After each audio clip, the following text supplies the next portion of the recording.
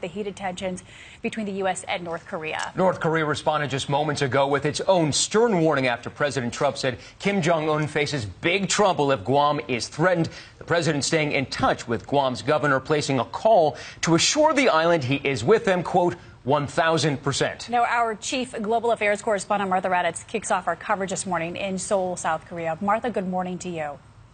Good morning, Paula. The fiery back and forth between Donald Trump and the North Korean leader is only intensifying, with each promising the destruction of the other if threats become reality.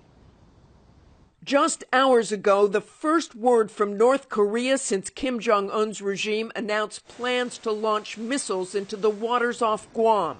This morning saying if the Trump administration does not want the American empire to meet its tragic doom, they had better talk and act properly.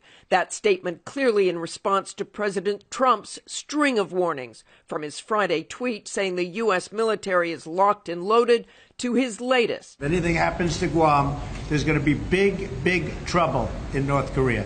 This morning, the governor of Guam releasing a video of a call he received from the president overnight.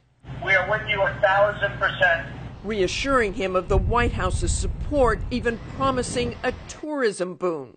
Eddie, I have to tell you, you've become extremely famous.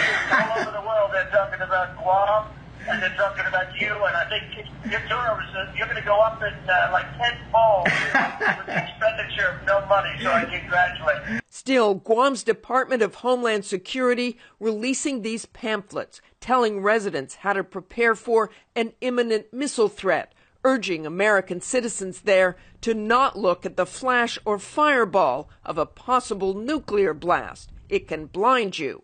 Here in Seoul, the threat is so close, just 35 miles to the border, a matter of minutes for a ballistic missile. You can actually get very close to North Korea just driving outside of Seoul. That's North Korea just across that river. We can see apartment buildings, but if you look closer, you can see they're all empty. Worldwide, America's allies promise to rush to America's side. Japan, South Korea, and Australia all vowing to help, but a rebuke from German Chancellor Angela Merkel, saying, I think an escalation in language is not the answer. Well, I think maybe she's speaking for Germany. Let her speak for Germany. She's a friend of mine. But China, North Korea's biggest trading partner, crucial to solving this crisis, is making the same argument, urging restraint from both sides in a phone call between President Trump and President Xi late last night. Paula, Matt? Thanks, Martha. And Martha will be reporting from South Korea for us all weekend. We want to bring in retired Marine Corps Colonel and ABC News contributor Steve Gagniard joining us from Washington. Steve, thanks for joining us. Good morning, Paul. So we've seen this war of words the last few days. North Korea issuing that statement today saying that the U.S. better talk and act properly or promises the tragic doom of America. But is there anything to really indicate a true conflict is on the horizon? We're not seeing anything, Paul. The so-called indicators and warnings where we'd be looking at North Korea to see if they were mobilizing, if ships were leaving ports, if people were coming out of the fields to take up arms. We're not seeing that. It's pretty calm in North Korea right now.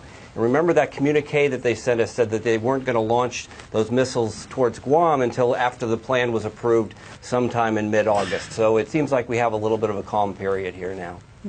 And North Korea, Steve, is threatening to hit the waters off of Guam. Now, if that missile or warhead strikes within 12 miles of the island, does that constitute an act of war? And does the North have enough precision to ensure that it doesn't actually strike inside that 12-mile area? That's the big bet, Matt. If he decides to launch those missiles towards Guam and they land inside of 12 nautical miles or on Guam, that is an act of war. But if he goes offshore and demonstrates that he can ring that island with those 4 missiles, he will have demonstrated the next step in a nuclear capability, and that is accuracy and would be a very, very disturbing indication. Disturbing indeed. The president also made news about Venezuela. There is a near civil war brewing there. Take a listen to what he had to say. Many options for Venezuela, including a possible military option if necessary. So, Steve, what do you think the president's play is here in Venezuela? Matt, I think he's only turning up the heat a bit on Maduro. It's a civil war in Venezuela. There's no place for the U.S. military. Which side we would take? That said, there are always plans in place for non-combatant evacuation of U.S. citizens and embassy personnel. That could be what he's referring to, but certainly not a place where we'd want to get involved. All right, Steve Gagniard, thanks for your insight this Saturday morning. And one more note, President Trump's going to be wrapping up his working vacation from Bedminster, New Jersey, and heading back to D.C. That's where we're getting the first pictures of the renovations that are taking place that have kept him out of the West Wing. Look at this. We're seeing spruced up floors, new carpets, a new air conditioning and heating system, as well as new paint. An almost $3.5 million overhaul. Trump's also holding what he's calling a, quote, pretty big press conference on Monday, so stay tuned to that. We will be watching. And tomorrow on This Week, George Stephanopoulos will have an exclusive interview with Anthony Scaramucci in his first interview since his whirlwind 11 days as White House Communications Director. That's right here on ABC. Hi, everyone. George Stephanopoulos here. Thanks for checking out the ABC News YouTube channel. If you'd like to get more videos, show highlights, and watch live event coverage, click on the right over here to subscribe to our channel. And don't forget to download the ABC News app for breaking news alerts. Thanks for watching.